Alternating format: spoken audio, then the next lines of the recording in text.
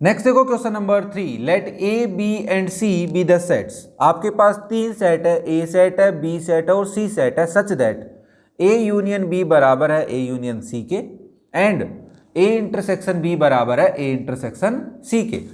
अब हमें क्या करना है, शो करना है कि बी सेट किसके बराबर है, सी सेट के। मैं तुम्हें कह रहा हूं कि बच्चा आप ए बी और सी सेट को लेट कर लो, ठीक है। फिर ए यूनियन बी बराबर दिखा दो ए यूनियन सी के, ए इंटरसेक्शन बी बराबर दिखा दो ए इंटरसेक्शन सी के, और फिर बी बराबर आ जाए सी के। एक तो ये नॉर्मल तरीका होगा कि हम एग्जाम्पल से कर ले।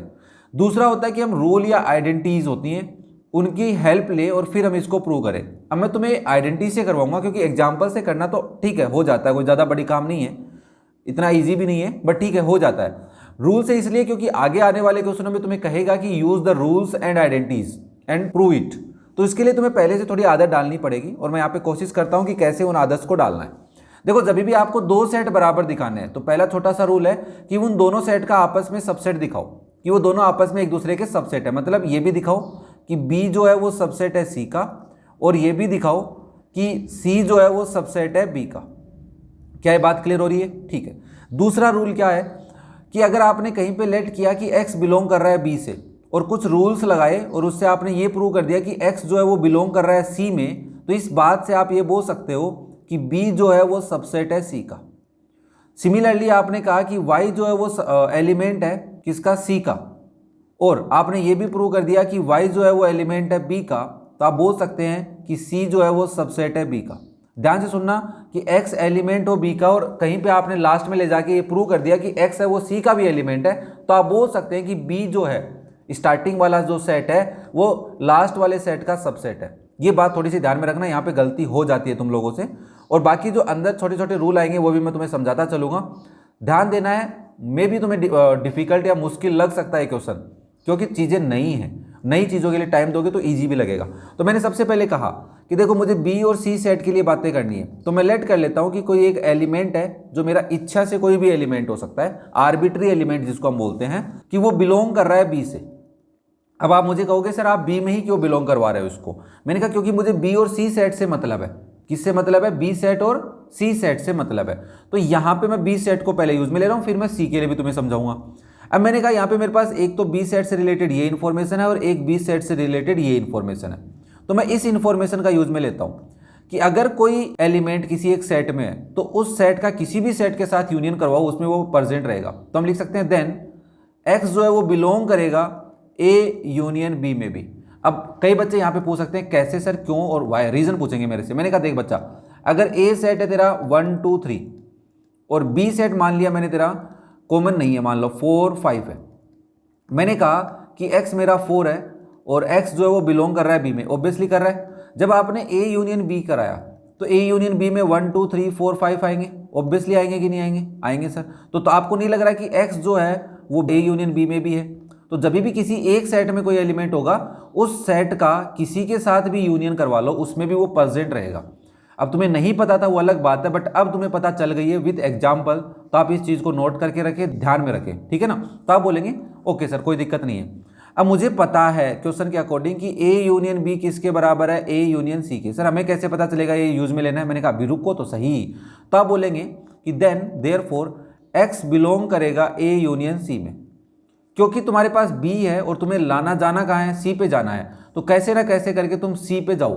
तो आपने कहा ए यूनियन बी ने मुझे सी पे पहुंचाने की कोशिश की है ए यूनियन सी के थ्रू, और ये मुझे गिवन है इसलिए मैं इसको यूज में ले रहा हूं। तो मैंने कहा जब कोई एलिमेंट दो यूनियन वाले सेट में प्रेजेंट होता है तो इस बात का मतलब है, यूनियन का मतलब होता है और, तो इससे मैं ये भी लिख सकता हूं कि एक्स बिलोंग करेगा ए में और एक्स बिलोंग करेगा सी में। अब आप कहोगे सर x बिलोंग b में कर रहा है, x बिलोंग c में कर रहा है, तो आप लिख सकते हैं क्या b सबसेट है c का? मैंने कहा लिख तो सकता हूं, बट बीच में और लगा हुआ है, मुझे इधर भी ये शो करना पड़ेगा कि x बिलोंग कर रहा है c में। जब बीच में और लगा हो तो इस बात का ध्यान रखें, लिख लो कहीं पे कि और लगा होता है तो दोनों कंडीशन में बिलोंग करवाना जरूरी है। c में इधर तो कर रहा है, ठीक है, इसको हम नहीं छेड़ेंगे, बट इधर भी हम बिलोंग करवा के दिखाएंगे उसको। अब आपने कहा कैसे करोगे, दिखाओ सर हमारे को। मैंने कहा देख बच्चा, x है वो a में बिलोंग कर रहा है एंड वी नो, हमने लेट कर रखा है, वी नो x बिलोंग कर रहा है b में। तो मैं फिर से बोल सकता हूं क्या कि x बिलोंग करेगा a इंटरसेक्शन b में। ये कैसे लिख सकते हो? मैंने कहा देख भाई, एक एलिमेंट है वो a में भी है, वही एलिमेंट b में भी है, तो ऑब्वियसली उनके इंटरसेक्शन में भी होगा। मान लो ए तुम्हारा क्या है 1 2 3 है, समझा के चलूंगा, टेंशन मत लो। बी तुम्हारा क्या है 3 4 5 है। मैंने कहा एक्स मेरा 3 है, दोनों में बिलोंग कर रहा है, तो एक्स बिलोंग कर रहा है ए में भी और एक्स बिलोंग कर रहा है बच्चा बी में भी। तो आप जब ए इंटरसेक्शन बी करोगे तो 3 तो आएगा ही आएगा, और कुछ भी आ सकता था, मैं नहीं कह रहा और कुछ नहीं आएगा, और कुछ भी आ सकता है। तो आप बोलेंगे कि एक्स बिलोंग कर रहा है ए इंटरसेक्शन बी में। तो एक रूल होता है, जब कोई एलिमेंट दो सेट में बिलोंग करता है तो वो उनके इंटरसेक्शन में भी क्या करता है बच्चा, बिलोंग करता है। क्या ये रूल याद रहेगा? देखो छोटे छोटे रूल लिखवाते जा रहा हूं साथ साथ में विथ प्रूफ एग्जाम्पल के साथ, ठीक है। नाउ आपने कहा कि ठीक है सर ए इंटरसेक्शन बी में बिलोंग कर रहा है और ए इंटरसेक्शन बी किसके बराबर दे रखा है, ए इंटरसेक्शन सी के। तो सिंस हम जानते हैं कि ए इंटरसेक्शन बी किसके बराबर है, ए इंटरसेक्शन सी के बराबर है, तो देयरफॉर एक्स पक्का बिलोंग करेगा ए इंटरसेक्शन सी में। और जब इंटरसेक्शन आता है तो आप बोलते हैं कि एक्स बिलोंग करेगा ए में एंड एक्स बिलोंग करेगा सी में। क्या ये बात समझ में आई? एंड क्यों लगाया? हाँ सर समझ में आई, कोई दिक्कत नहीं है। मैंने कहा देखो तुम और वाले केस में, इधर वाले केस को तो भूल जाओ यहाँ तक, इसके बाद वाले केस में भी तुमने शो कर दिया कि एक्स बिलोंग कर रहा है सी में, तो आप लिख सकते हैं सो बी जो है वो सबसेट है सी का। क्या ये बात क्लियर हुई सबको? हाँ या ना बताना भाई कमेंट करके। देखो इससे इजी तरीके से मेरे को नहीं लगता कि कहीं पे आपको समझाया हुआ मिल जाए, बहुत अच्छी बात है तुम्हारे लिए, तुम्हारा भला हो रहा है। टीचर सब अपनी तरफ से बेस्ट करते हैं, मैंने तुम्हारे लिए बेस्ट करने की कोशिश की कि हर एक छोटी छोटी बात तुम्हें बताई जाए। अब हम सी के लिए बात करेंगे। तो मान लो तुम फिर से लेट करोगे कि कोई एलिमेंट है वाई, वो बिलोंग कर रहा है सी में। अब तुम्हें सी को शो करना है, कैसे करोगे? देखो सर यूनियन में करना बहुत आसान है, इंटरसेक्शन में तो नहीं कर सकता। इंटरसेक्शन में वो जिसके साथ मैं इंटरसेक्शन करवा रहा हूँ उसमें भी बिलोंग करवाना चाहिए। तो यहाँ पे मैं लिख सकता हूँ कि देन y जो है वो बिलोंग करेगा ए यूनियन सी में। यूनियन लिखना आसान है ना, अरे इंटरसेक्शन के लिए तो मुझे ए में भी तो बिलोंग करवाना होना चाहिए था, तो ये नहीं है मेरे पास अभी तक कोई इन्फॉर्मेशन कि y ए में बिलोंग करता है कि नहीं करता। तो ये वाली बात भी थोड़ी दिमाग में रखना कि यूनियन में कराना तो बहुत आसान है, हम 3 सेट के साथ भी करवा सकते हैं, 4 सेट के साथ भी करवा सकते हैं, ठीक है। अब मैं यहाँ से लिख सकता हूँ कि देखो ए यूनियन सी किसके बराबर गिवन है मुझे, ए यूनियन बी के बराबर है। तो सिंस ए यूनियन सी किसके बराबर है, ए यूनियन बी के बराबर है, तो देयरफॉर मैं लिख सकता हूं कि y बिलोंग करेगा ए यूनियन बी में। और जब यूनियन है तो और लगा सकता हूं, तो आप लिखेंगे y बिलोंग करेगा ए में और y बिलोंग करेगा बी में। और मुझे सी और बी के साथ रिलेशन चाहिए था, एक तो मिल गया, बीच में और आ गया, तो इसका मतलब मुझे इसको भी सेटिस्फाई करना पड़ेगा। तो हम यहाँ पे लिखेंगे वी नो, हमें एक बात पता है सर, क्या कि y बिलोंग कर रहा है सी में और y वो ए में भी है, y सी में भी है, तो देन हम ये लिख सकते हैं कि y बिलोंग करेगा ए इंटरसेक्शन सी में भी, ठीक है, क्योंकि दोनों सेट में प्रेजेंट है y और इंटरसेक्शन में तो पक्का ही मिलने वाला है। सिंस फिर तुम्हें पता है कि ए इंटरसेक्शन सी किसके बराबर दे रखा है तुम्हारे को, ए इंटरसेक्शन बी के बराबर दे रखा है, तो आप बोल सकते हैं therefore y also belongs to A intersection B. और जब एक एलिमेंट दो सेट के इंटरसेक्शन में होता है, इस बात का मतलब ये होता है कि y बिलोंग करेगा ए में एंड y बिलोंग करेगा b में। एंड का मतलब कंफर्म है कि a में भी है और b में भी है, और हमें यही चाहिए था कि वो b में है। हमने कहा b में यहाँ पे भी पता चला और यहाँ पे भी पता चला, क्योंकि यहाँ पे और था इसलिए मुझे इसको सेटिस्फाई करना पड़ा। एंड में सेटिस्फाई करने की जरूरत नहीं है, एंड में तो कंफर्म हो जाता है कि दोनों में है। तो आप लिख सकते हैं सो c will be subset of b।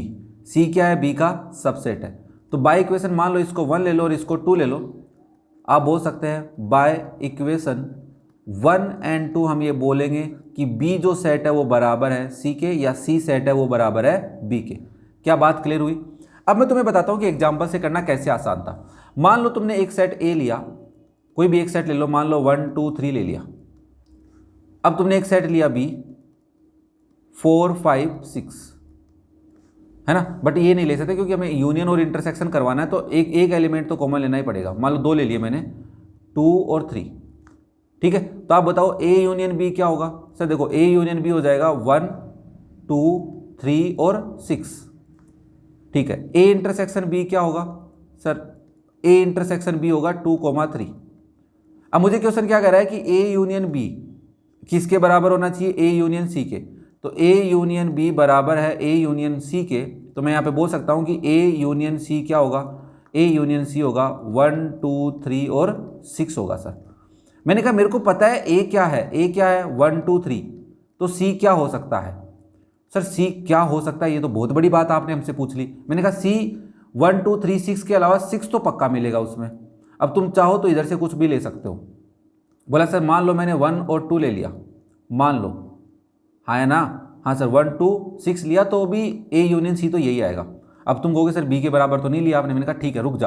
अब मैंने कहा कि A intersection B, since A intersection B किसके बराबर है भाई, ए इंटरसेक्शन सी के, ए इंटरसेक्शन बी किसके बराबर है, ए इंटरसेक्शन सी, तो इसका मतलब ए इंटरसेक्शन सी किसके बराबर आना चाहिए, वो 2,3 के बराबर आना चाहिए।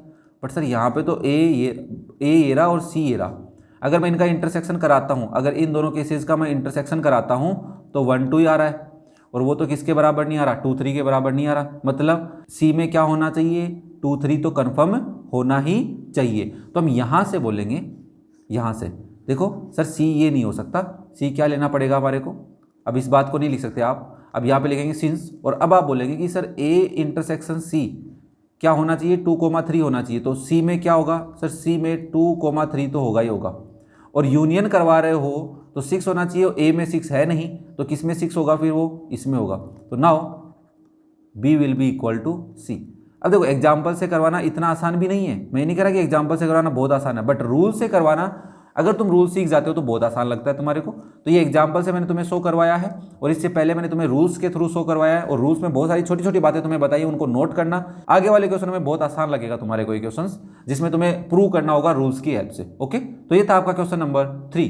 जिसको भी कोई डाउट हो कमेंट करके पूछे, वीडियो पसंद आए तो लाइक करें, शेयर करें अपने दोस्तों के साथ, और चैनल को कर ले सब्सक्राइब, ताकि क्लास 11th एनसीईआरटी के किसी भी एक्सरसाइज के वीडियो का सॉल्यूशन आपसे मिस नहीं हो। और अगर आपको चेक करना है कि क्लास 11th एनसीईआरटी के किसी एक्सरसाइज के क्वेश्चन का सॉल्यूशन देखना है, तो डिस्क्रिप्शन में लिंक मिलेगा, आई बटन में भी लिंक मिल सकता है, जाके चेक करें।